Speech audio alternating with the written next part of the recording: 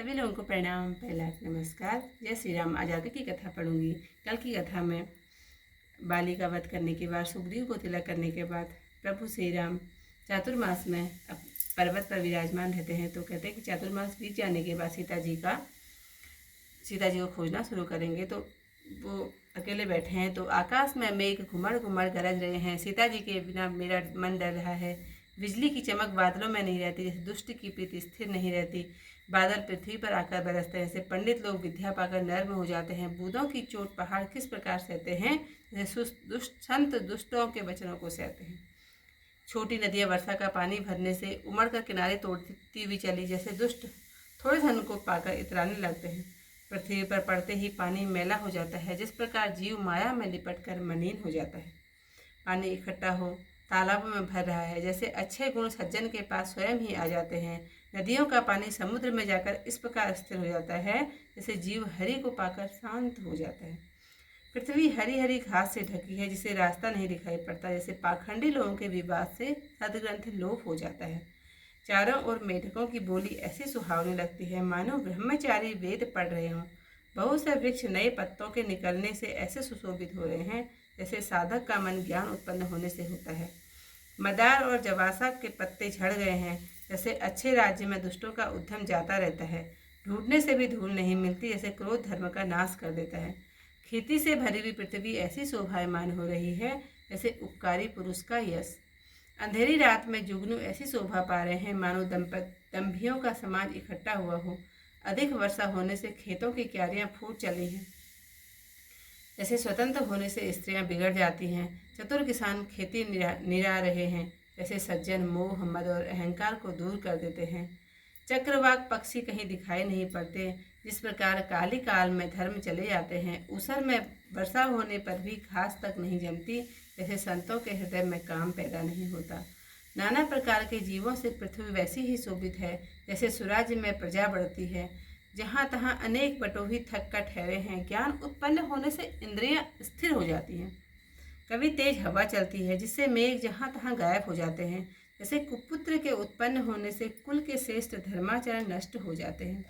कभी बादलों से दिन में अंधेरा हो जाता है, कभी सूर्य निकल आते हैं। जिस प्रकार बुरी संगति को पाकर ज्ञान नष्ट हो जाता है और सुसंगति को पाकर प्रकट हो जाता है। हे लक्ष्मण, देखो वर्षा बीत गई, परम सुंदर शरद ऋतु आ गई।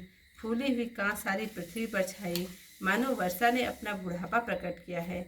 अगस्त के तारे ने उदय होकर रास्तों के जल को सोख लिया है, जैसे संतोष लोभ को दूर कर देता है।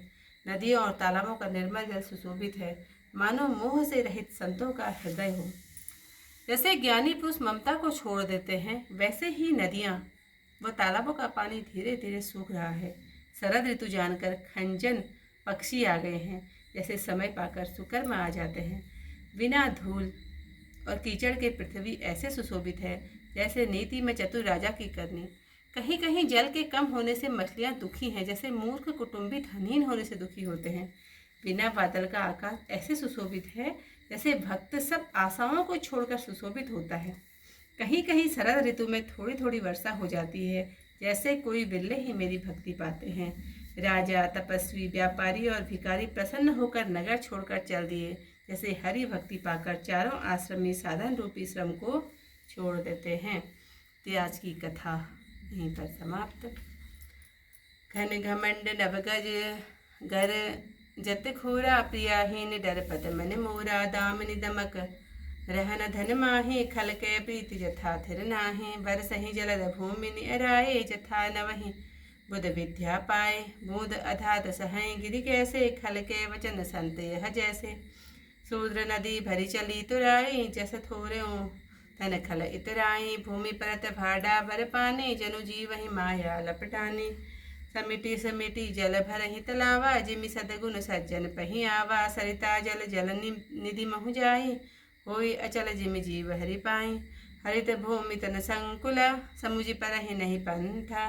जिमि पाखंड बात ते गुप्त होई सदग्रंथ। दादरु धरि चहु दिशा सुहाई, वेद पढ़हि जनु बटुक समुझाई।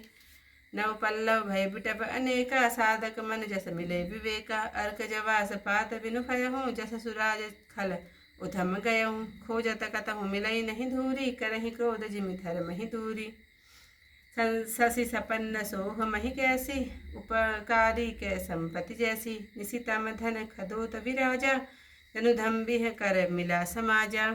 महाविष्ट चली फूट कियारी, जिमि सुतंत्र भय विंग राही नहीं नारी। किस निवारहि चतुर किसाना, जिमि बुदत जहि मोह मद नाना। देखियत चक्रवाक खग नाही, कलिहि पाई जिमि धर्म पराही।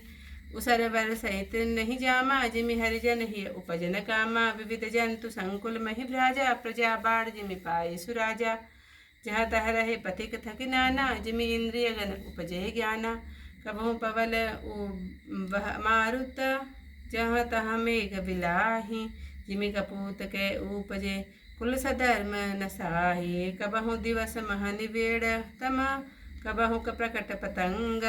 विनसई उपजय ज्ञान, जिमि पाई कुसंग सुसंग। बरसा विगत शरद ऋतु आई, लक्ष्मण देखो परम सुहाई। फूले कांस सकह मई छाई, जनु परसा कृत प्रकट बुढ़ाई।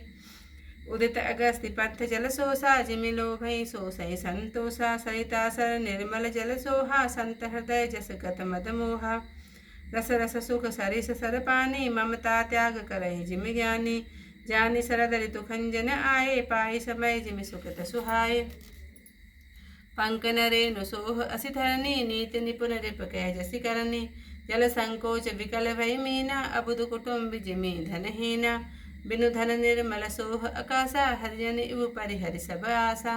कहूँ कहूँ वृष्ट सारदी थोरी, को एक पाव भगत जिमि मोरी। चले हरस तजि नगर निप, तापस वनिक भिकारी। जिमि हरि भगति पाई समा, तजहि आश्रमी चारि। सियावर रामचंद्र पद जय शरणम, शंकर हरि ओम जय जय सिया राम। मंगल भवन अमंगल हारी, उमा सहित जहि जपत मुरारी। त्याजी कथा यहीं पर समाप्त। कल को इस तरह कथा के साथ फिर आप लोगों के सामने, तब तक के लिए सभी लोगों को जय श्री राम।